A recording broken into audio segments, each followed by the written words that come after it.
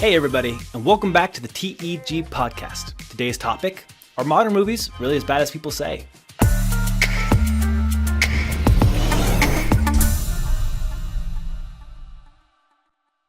So as we get into it, before we start any main discussion, I just want to know, when you both hear me say, are modern movies good or bad? What is your very first gut response? So when I hear that, I think mostly about issues around Disney, a lot of live action remakes, and anything that comes after Marvel Infinity War, or a lot of animated movies.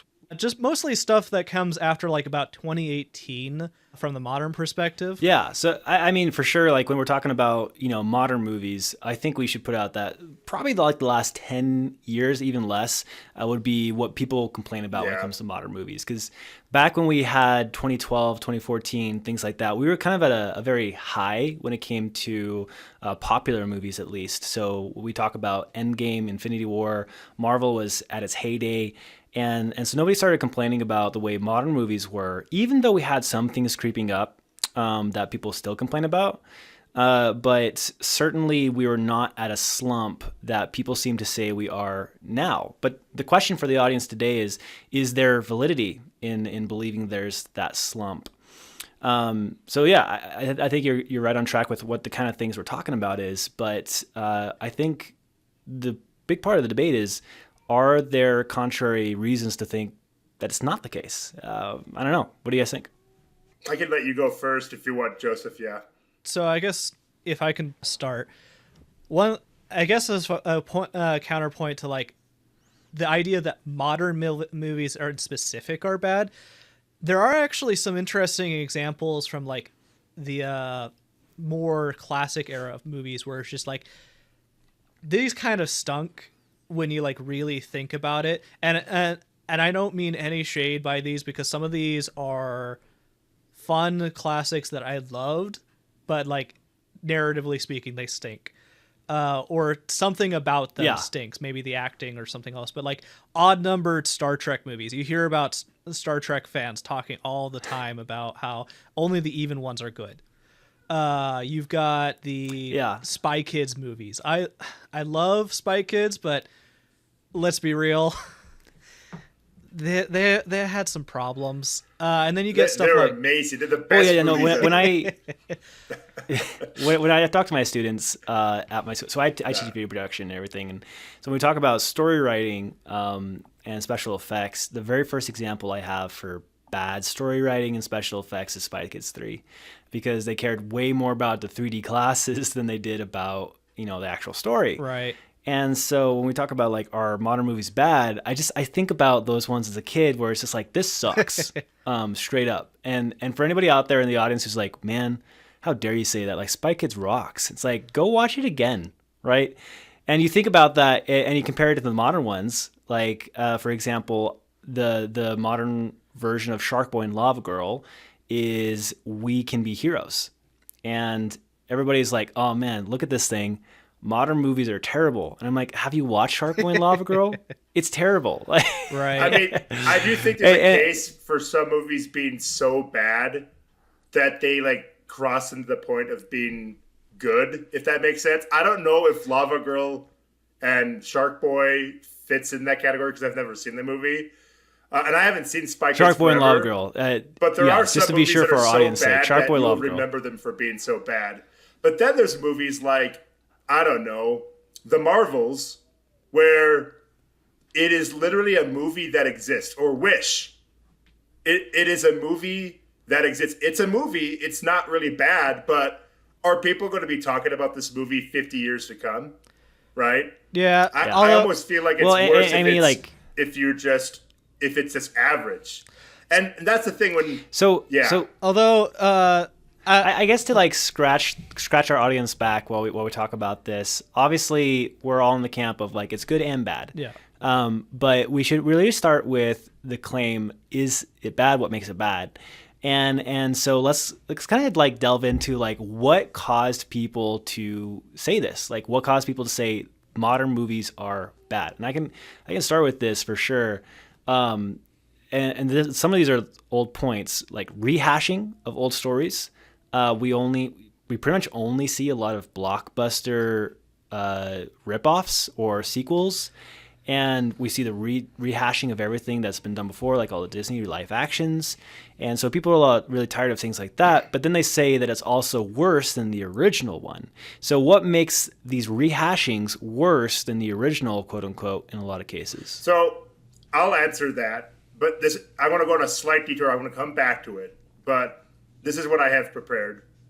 So there's one of my favorite YouTubers. His name is Matthew Matosis. He talks about video games, but in one of his videos, he talked about something that I feel like relates to this conversation. And I'll just read the quote, okay? Just bear with me for a second. Many of us have at least dabbled with classical music on a rainy afternoon. So one might be familiar with names such as Mozart, Chopin, and Satie. To us, this is all classical music.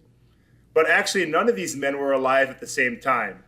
This is like putting Shigeru Miyamoto in the same category as a person who won't be born for another 100 years.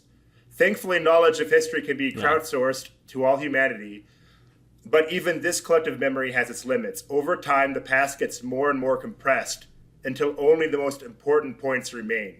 You can think of every classic as a peak on a mountain. The tide keeps rising, drowning out all the lower peaks. As the water gets higher, the average distance between peaks just keeps getting wider. To the casual music listener, most of Mozart's contemporaries like Salieri have drowned, and someday he might too. Of course, Mozart's creativity lives on all the things that were inspired by him, even if the man himself is forgotten someday.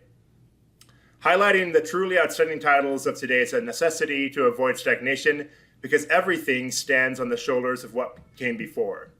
So basically the point that I get from that is, okay, there's a bunch of superhero movies out, right? Because superhero movies were a success. Western movies used to be huge, and they became, everyone was doing a Western movies, back in the day. I don't know the exact decades.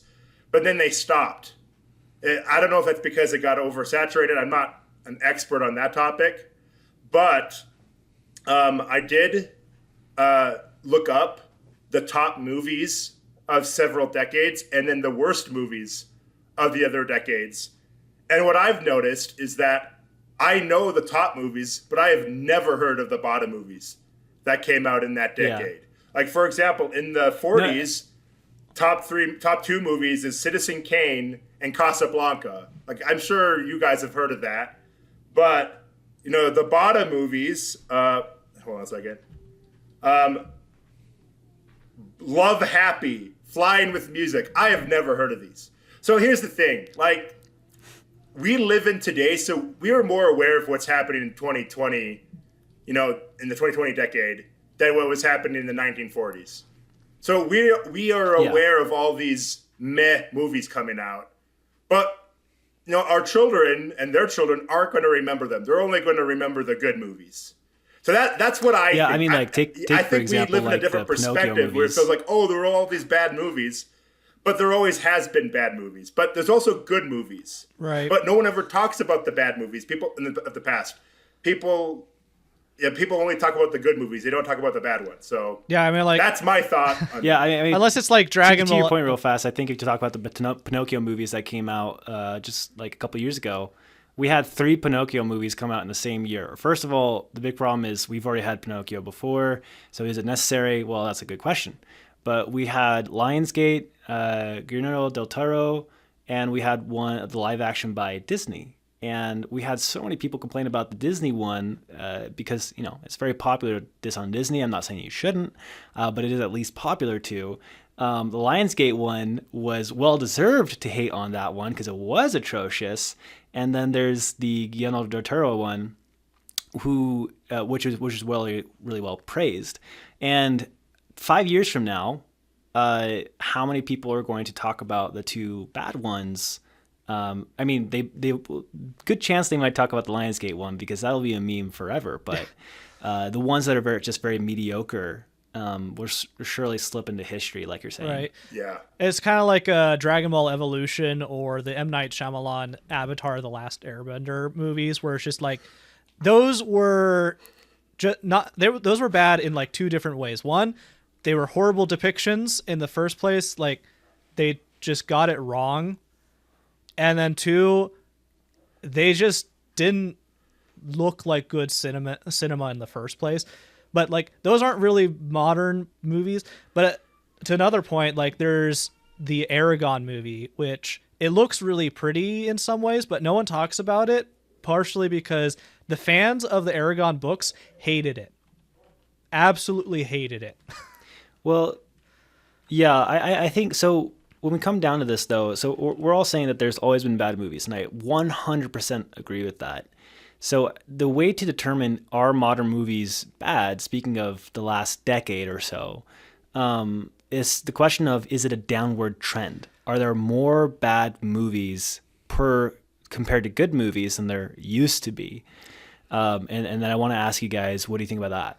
So I think I think it's a weird one. So I was looking at coming up with like a list of these options of like bad versus good movies, and I think there's a large number of like good movies. You've got stuff like Into the Spider-Verse, you've got Last Wish, The Wild Robot was well received. I love Orion in the Dark, if you want to talk about something that's a little bit more niche. The Psych movies have been a lot of fun. There's Mitchell's versus the Machines. But then like you've got bad movies too. Lightyear, Wish, Megamind versus the Doom Syndicate, which Oh no. that was just so devastating. Pretty much every Disney remake. I saw some clips of it. That's all I needed to see. And also like bad sequels, throw on Moana 2. Like I know it just barely came to theaters, but I've heard that nobody saw it's great. It's just like they took what was supposed to be a TV series and they threw it into a movie to make more money off of it. But yeah, go on with what you're saying. Actually, you brought up a really good point and something I was also thinking about, because one of the big trends on like why people look at this commonplace idea of like bad movies is the concept of unnecessary sequels and stuff, because like you got Frozen 2, Hotel Transformania. I wish they stopped at the third movie. I love the first three movies of Hotel Transylvania. There's probably other people who will disagree with me, but the fourth movie was just why. The Trolls movies. Ice Age 3, 4, 5, 6. Yeah. Except Mission Impossible. Bring on 8. I'm so excited for the 8th movie. That's one time I'm okay with an 8th one, but yeah. Okay, well, you bring up an interesting point though, Adam, because like as Joseph's talking about all these sequels, are sequels the problem? Because I don't mean to stop you from where you're at there, Joseph, but it's like you have an excellent point that everybody seems to talk about. It's like we get a rehashing of all these movies. Like, why did we need Toy Story 4 when we had Toy Story 3 to beautifully wrap it up? Toy Story 5. Are sequels actually issue? Because I would say that they're not, because you look at a lot of the good movies recently. Top Gun Maverick was a sequel, technically. You also have Guardians of the Galaxy Volume 3 is a sequel. You also have Puss in Boots: The Last Wish is the sixth movie in the Shrek universe at minimum. And these are all incredible movies. So sequels themselves are not the issue. Oh yeah. And so I really want to come back to our topic from before about like, why do people say that these sequels are the problem? Because just like with hero movies, everybody says, I'm tired of hero movies. And then a good hero movie comes out and they're like, you know what? I love that movie. So for Guardians of the Galaxy Volume 3, people really loved the newest Spider-Man. I actually think it's pretty meh, but that's a different discussion. And then any of the ones that people like, they're like, hey, this is good. And then another one comes out that they don't like, and they're like, oh, hero movies are the problem. So once again, what is the actual problem if it's not just because people are tired of hero movies or sequels? So I have a lot of thoughts on these. So one, I think you're right. I think sequels inherently aren't the problem, but they feel like the problem because we're back. So before the 2000s, I believe it was truly the actors that sold a movie. But now it's not really so much the actors, it's the IP. And that's why we see so many sequels because, I know Star Wars. There's like these, I know Moana. I love the first Moana. And so a lot of these executives are going to make sequels because they know that's what's going to make them a lot of money. However, I don't think that's really always, I mean, sometimes it is relevant, but most of the time, inherently, I don't think it's relevant whether that movie will be good or not. Of course, it depends whether like there's enough room for a sequel or not. It depends. Like, for example, Toy Story 3 ended on a really good note. Now, I don't think Toy Story 4 is that bad, but did there need to be a Toy Story 4? Probably not. So I think that's why. So I think a lot of the movies happen to be sequels, but I think the real reason why a lot of these movies are bad is because they're not trying to be like it's. And this is like it's just a very hard thing to describe in this sort of thing. They're not trying to be good movies, or they don't hit the notes what makes a movie good. They just hit all the notes to like go through the motions. They're not like Moana 2. I mean, I haven't seen Moana 2, so it's not really a good example. But like Wish is like, we need a new villain because we like Disney villains. Okay, we'll add a villain. But they didn't ask themselves what made old Disney villains good, and they didn't follow those elements. And same thing with the villain song. They made it sound more like a pop song than a Disney villain song. This is the thanks I get. So I really like the point that you're making there, Adam. And I want to let Joseph get in on this, but I also want to point out that I want to come back to this too, because my argument about what they're missing is values and story. And I want to really delve into that. And I think that the values of movie making currently are off, and that's why we have more bad movies happening. I think you're right on that. And I really want to get into that. But let's see what you have to say, Joseph, and then I really want to delve into that. So I like that you brought up that, because there's actually a movie that I was thinking of that like kind of like hits all of these metrics that like exemplifies what I'm about to talk about. But so to talk about it, like Kung Fu Panda 4, I watched it just last night to kind of like prepare for this, to kind of like get myself. I watched 3 different movies to like get myself into the mindset of like what modern movies are bad and what modern movies are good. The other ones were Harold and the Purple Crayon and Migration, and I'll get into those topics at a different point. But Kung Fu Panda 4, I don't think it deserves as much of the hate as it gets, but I do understand why people say it is bad. And one of the big things I've noticed on it is a lot of people call it a cash grab,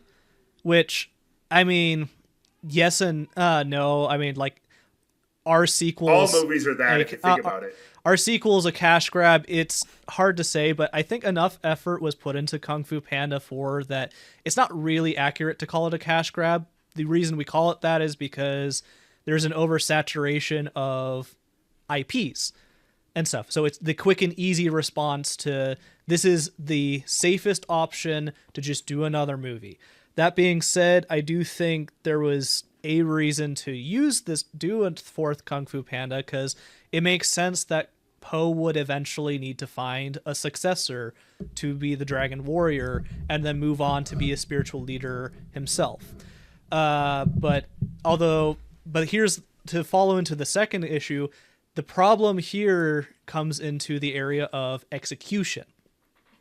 This is one of the biggest problems of a lot of modern movies, I think, is that like the execution tends to be pretty poorly done.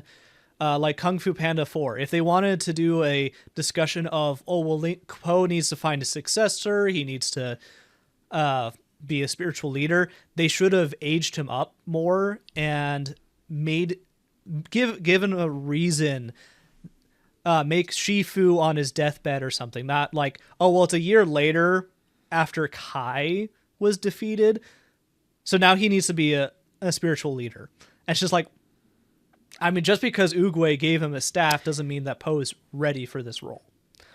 But Shifu just moves things along, and so the execution is problematic. The third problem is no,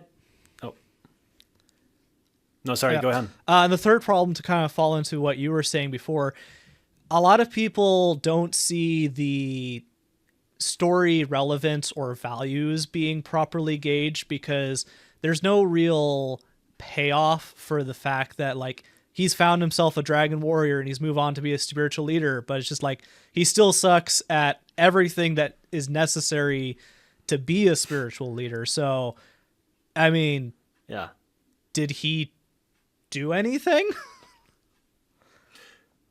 Well, also it's the question of like, since when was he supposed to be a spiritual leader?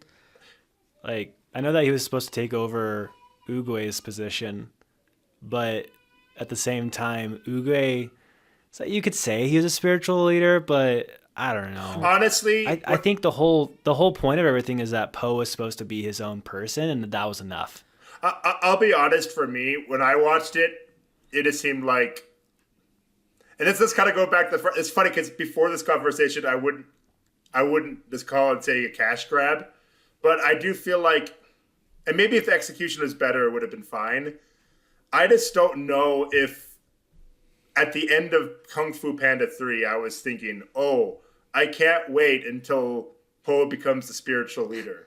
That wasn't even on my mind. Well, yeah. You know? So I guess this comes into it does seem like a reason they came up with so they could have a fourth movie. I mean, however, I'm not against this comes them up having into a fourth movie, but I don't think that idea panned out, or at least the execution thereof. And it's hard to say whether that idea could have worked or not worked. What we do know is what we do have. Yeah. I think what we have is not a bad movie, but I think we can all agree that Kung Fu Panda 1 and 2 are in completely different leagues than the other ones. Yeah. So, it's funny 100%. That you brought up 3. Yeah, I want to go. I want to go into what you're saying there, because when we're talking about execution, I think this really delves into what I wanted to come back to in the first place. Is you're saying that the setup wasn't really paying off, and that's a lot of the issue that we come into. And this comes into my point, which is that I think the story and the conflict and values are not as good as they used to be, or at least, they're more often not as good as they have been in the past. And my validation of this is you look at the ones that we have really liked, and the common thread between everything is that there is a worthwhile conflict to explore. Take, for example, Kung Fu Panda. Everybody thinks that Kung Fu Panda is about a panda who learns karate, but that is the form, that is the artistry of the movie. But the story is about somebody learning that he himself is good enough to be the thing, to be the hero, and everybody else has to learn that he is also good enough to accept him. And so that is the central conflict. And you compare that to the villain, who is somebody who had everything from the get-go, who's told that he's everything, but is actually not the right kind of person at heart. And so there's this central conflict that makes it interesting as a person and a human being to watch. Like, I can't empathize with, being a Kung Fu Panda itself, but I can empathize with what it's like to try to validate my own existence compared to people that seem to have it made. Going into Kung Fu Panda 2. There's still worthwhile things to explore. And as you go into the following ones, we have a movie that is kind of shoved, everything's like shoehorned to work, but it just isn't worthwhile. And so some of the movies that have been really good recently, Top Gun Maverick, amazing values, amazing conflicts. You look at like Guardians of the Galaxy 3, amazing value, amazing conflict. Characters are awesome. You look at a recent favorite of mine, which is Fall Guy. Amazing values, amazing conflict. It's all about this guy who's trying to validate that he's good enough, even though he's just the stunt guy and he's the fall guy, quote unquote. And so between all these things, when we return to a real universal conflict, it works. And the problem I've seen with modern movies is that either A, it is a cash grab, which, by the way, disclaimer, all movies are cash grabs. Yeah. They need to make money. So either it's A, it's only a cash grab and they don't take enough time to make the story, or B, people are... the conflict is messed up because they're too focused on some sort of other message. And we've seen this a lot with Disney recently, where they're so focused on either making money or having some sort of message that is political in nature or divisive, that a lot of people don't like it because they come to a movie for seeing themselves in some sort of human aspect in the big picture, exploring what it's like to be alive, and instead they're given something that they can't connect to or like feel themselves in, because I don't know. That's all I'm trying to get to, is that we just don't have valuable conflicts in a lot of these. To make bad sure I ones. understand, is that the inherent message is appealing to people, to like the inherent nature of people, like, you know, the hero, or trying to uplift. I'll give an example. So like, let's compare the original Mulan to the remake Mulan, okay? I think so. The original Mulan, she stinks at doing the matchmaking stuff, you know, and then her dad has to go to war, and she's going to disguise herself as a man to go in his place because she doesn't want her father to die because he's old and he's sick, and she's a woman, and that's kind of scary if you're going to an all, you know, men camp, because, you know, they'll kill you. Men, you know, biologically, you know, are strong. Well, no, I mean, like, even without like saying like martially, like the law was that she would be executed. That too, so, yeah. And that's like it. So here's the thing: it's really interesting because the remake, she's already gifted. She doesn't need to prove herself. Yeah. And I feel like the writers were thinking this is way more empowering than the original. But in actuality, the original one is way more empowering towards women, because she has to work her way to become stronger. And this is a term that's thrown out a lot on the internet, like the Mary Sue. And I do think it is overused a lot, and people shout it out without even thinking. But it is that concept where it's Mary Sue characters are really hard to pull off. I think like one example of a show that does a Mary Sue kind of well is like One Punch Man. But even then, he's technically not a Mary Sue. You know? He's a very flawed person.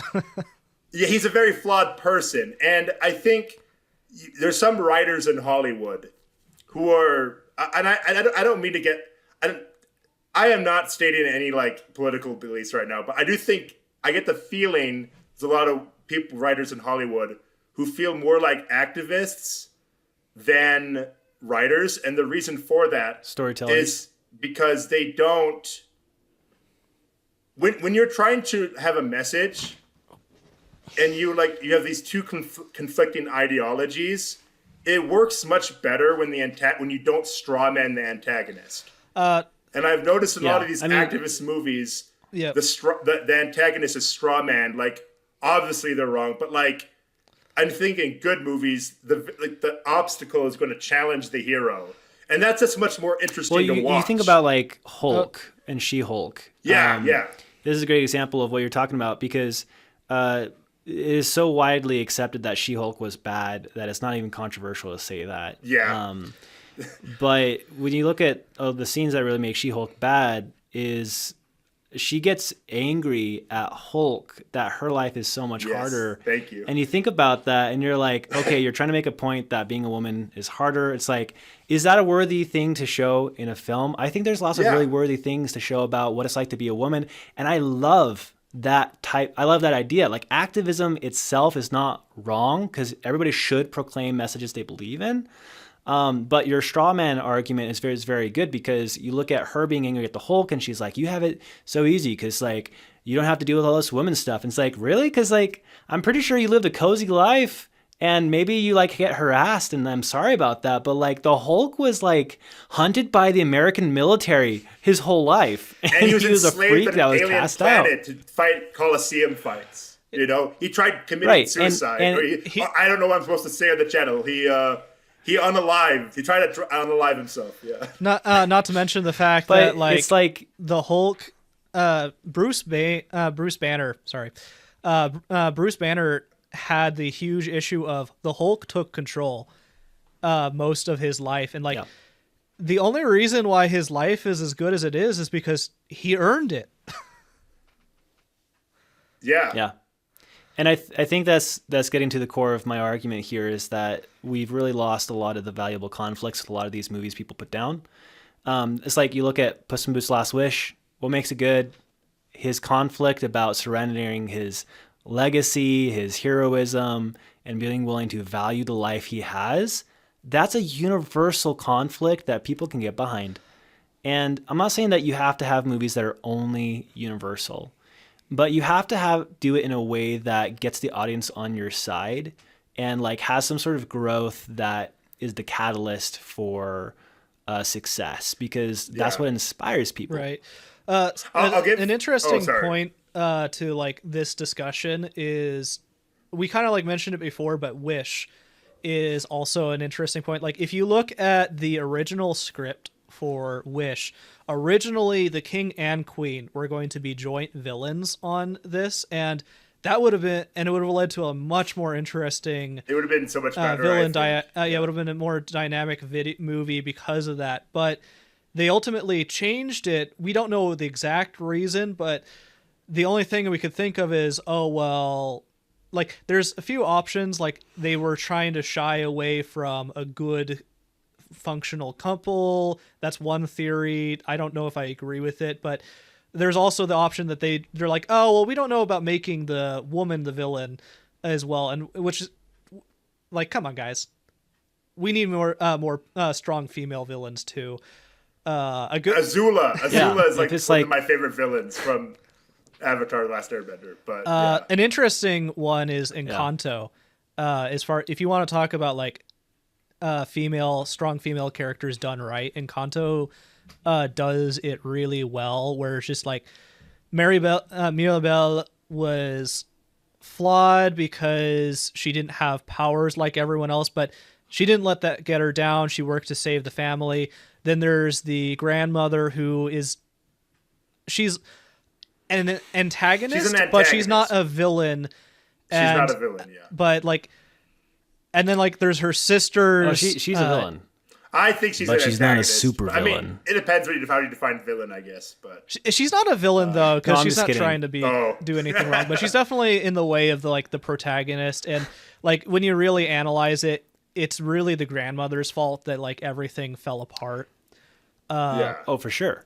Well, and I want to get onto this point because Encanto was both simultaneously incredibly loved and also controversial in some small circles. Controversial because there were some aspects that really rubbed people the wrong way. The biggest one being how they handled the resolution of the conflict. Because the whole idea is that everybody's special except for Mirabelle. And so everybody bullies Mirabelle. She doesn't even have a room in their house. And they bullied one of the other family members so bad that he left, but loved his family so much he's in the walls. And yet when it comes down to how do they resolve everything, well, Mirabelle kind of just like makes everybody realize they can be different, which is great. But then like everybody's kind of rewarded for bad behavior in the end for like not really changing. So to say, it's like Mirabelle still doesn't get any power. Not that she needs it. Right. The house magically comes back, and it would have been so much better if they had some sort of personal growth other than like sudden realizations about themselves. And so it's like, it reminds me of the Studio C sketch, where it's like, I can't remember what it's called, but it's the family that lives in like Nebraska on purpose. And at the end of the sequel, there's a sequel video where the brothers come into I think it's a sequel, but the brothers come in to assassinate like the farmer dad, and they all like at the end of the day they get off scot-free and get all this money, and the announcer's like, and once again we see they're rewarded for bad behavior. And I feel like that's what Encanto is. It's like everybody's rewarded for bad behavior because they like because everything stops working for them, and so they're willing to be like, well, let's do what works.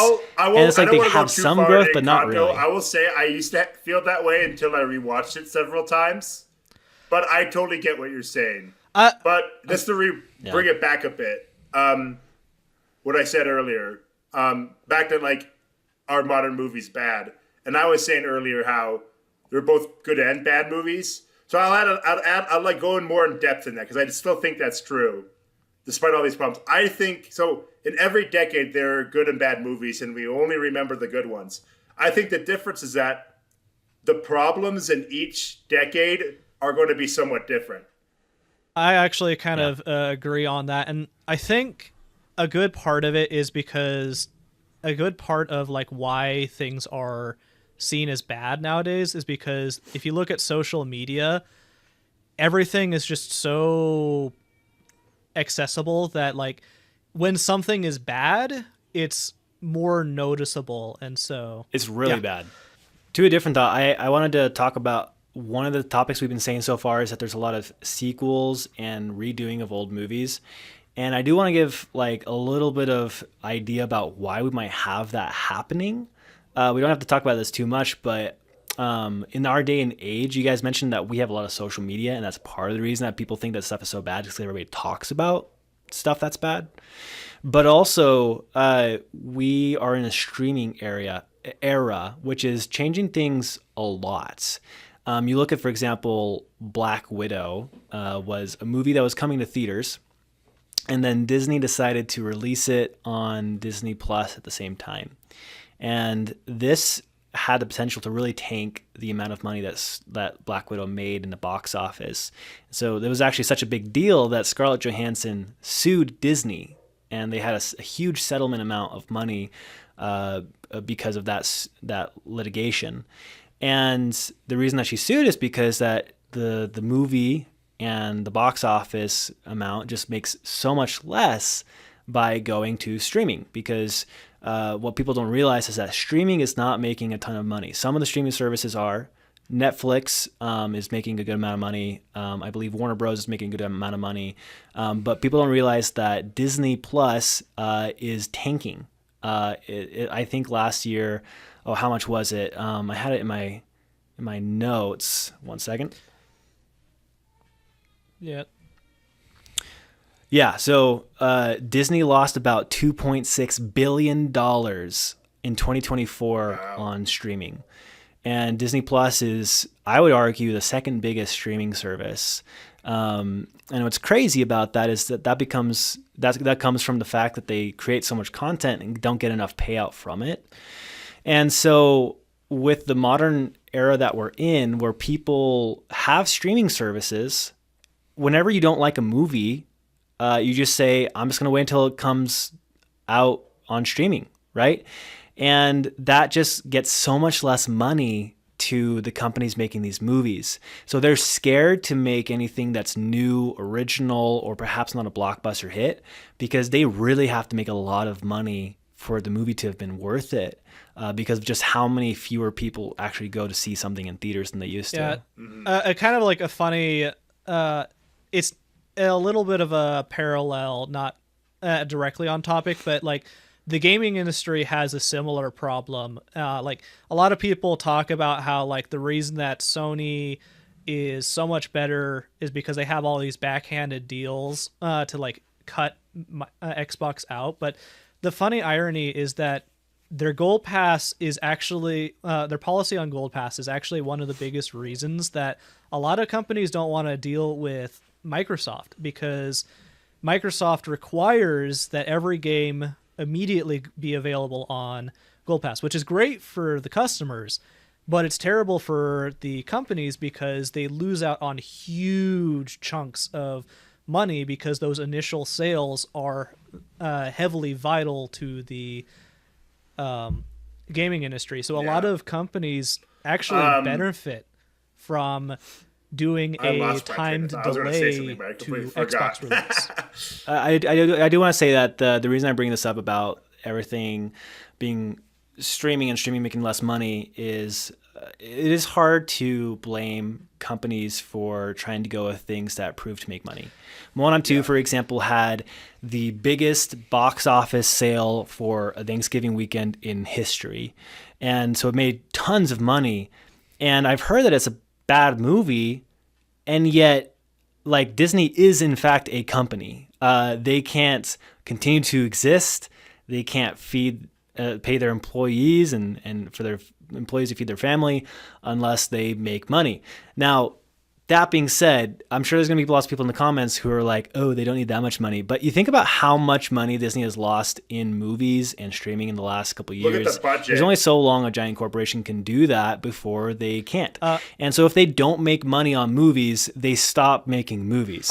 And some people will be like, ooh, that's great. Let's stop having them make movies. But at the same time, that goes for anybody. And if Disney can't successfully make a movie and have a great return, even when you recognize the IP, other places might be scared to make a huge investment of like $300 million and then it not pay out. Right.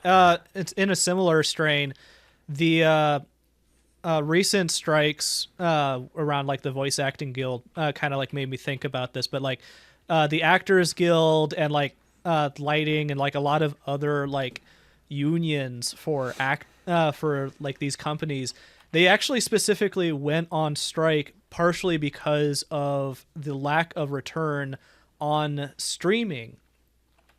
So like funny enough, like we think about these transitions as like being inherently good because, well, it's beneficial to me, but the thing, there's a sad irony that like there's always somebody who's going to lose out. And a lot of people will say like, oh, well, let's just make sure that companies are forced to pay based on this. And that sounds great in an ideal world, but then you kind of like have to remember that also in an ideal world, CEOs aren't going to take a loss in their paycheck. They're going to make sure it comes out of somebody else's pocket first.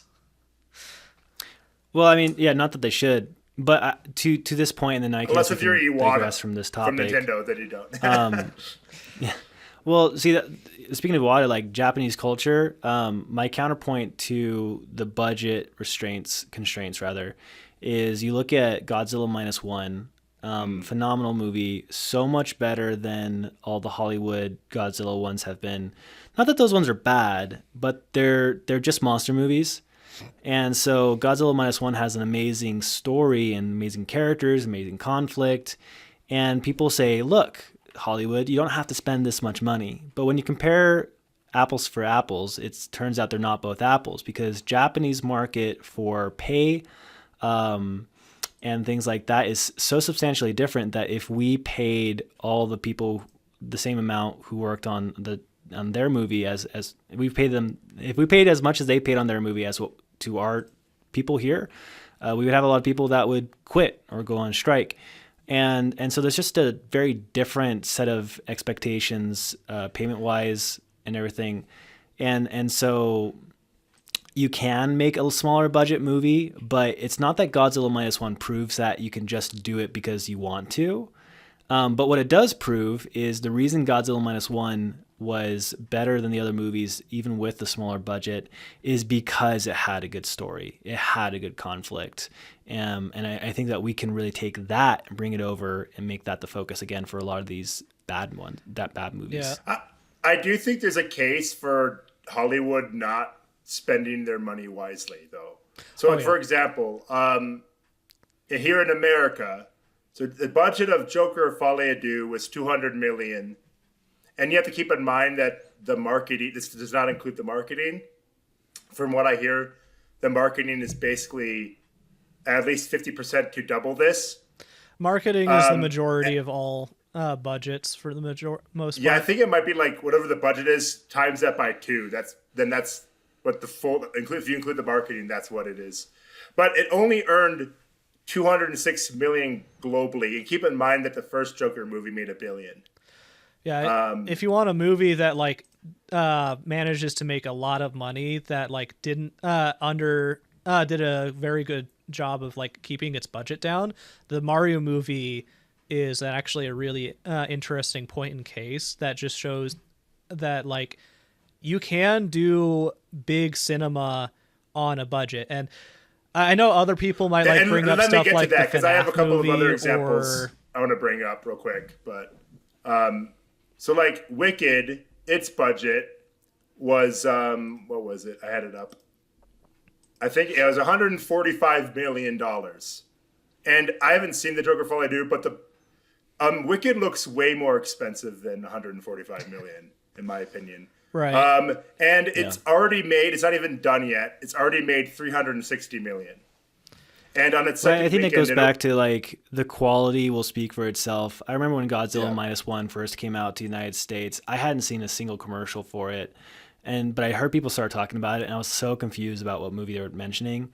But just because it was so good, people recommended it so hard that I went and saw it. And here's another example of another clown character movie, which I'm pretty sure maybe you guys have heard of this, but this is definitely not your guys' type of movie. And I haven't seen this. Well, I went down the rabbit hole of this franchise, but Terrifier 3 came out. It's an unrated movie, okay? And it's like made by like basically like this is like it started off as like with one guy. Anyway, the budget for this movie was $2 million, and it came out in theaters around the same time as Joker Folie à Deux, and it made $88 million, which isn't a lot, but when you consider it only cost $2 million to make, that's 44 times like the non-marketing, and it had no marketing, so that's like 44 times its budget.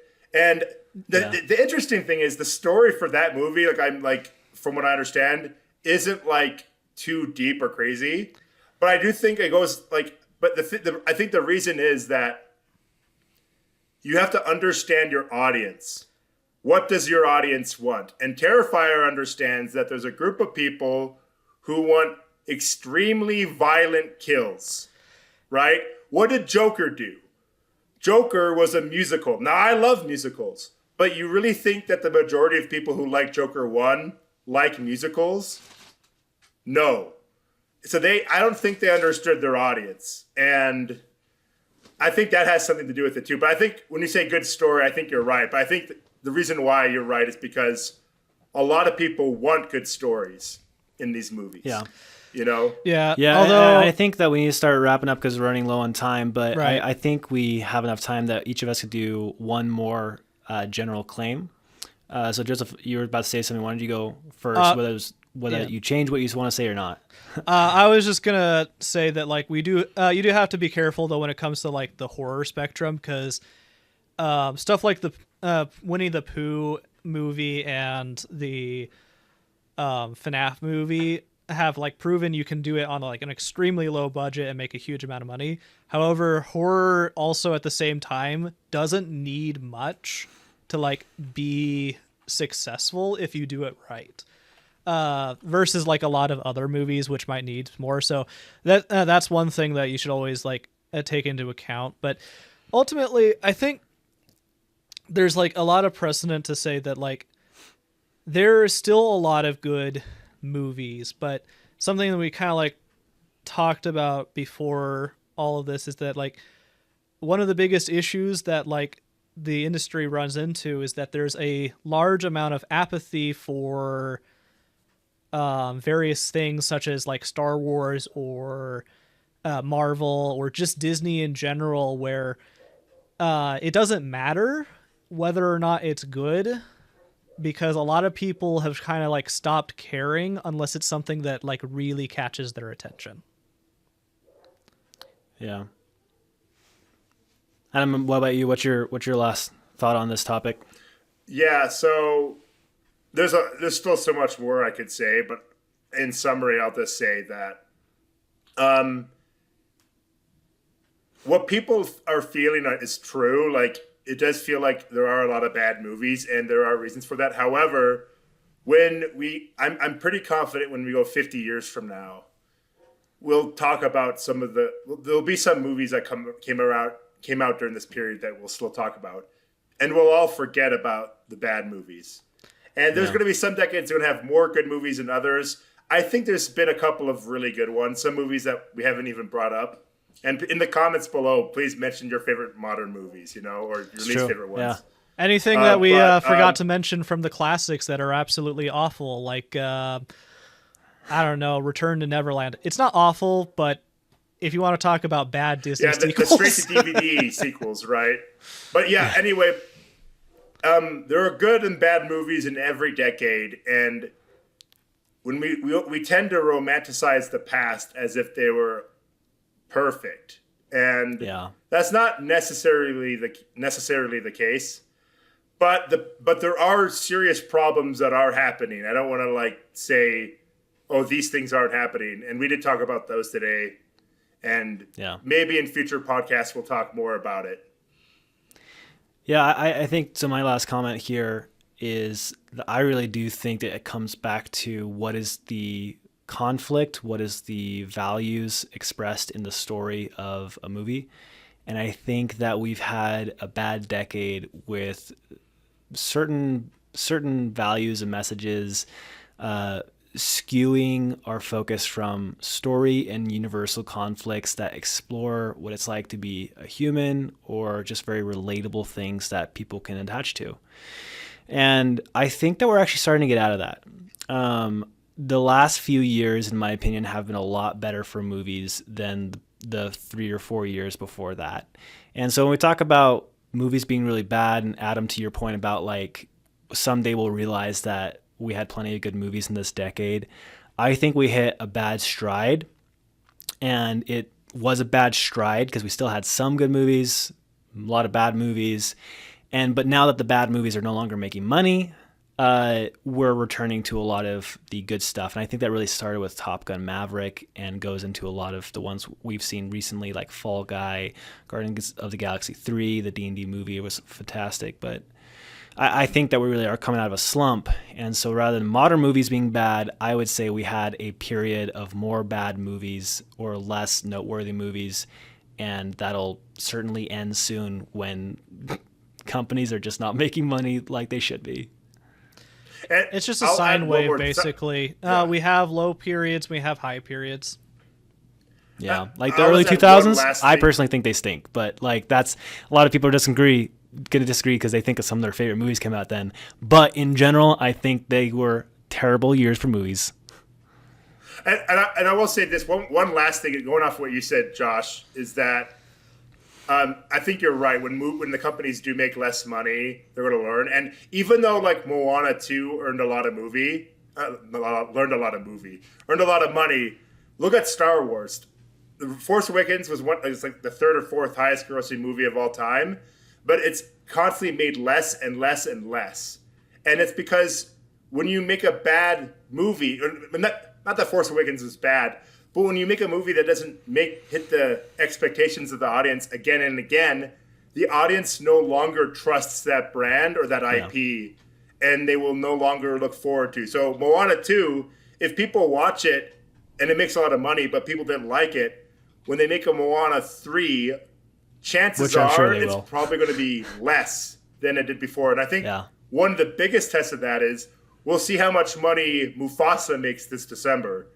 But I actually think that's going to look good. But I'll digress.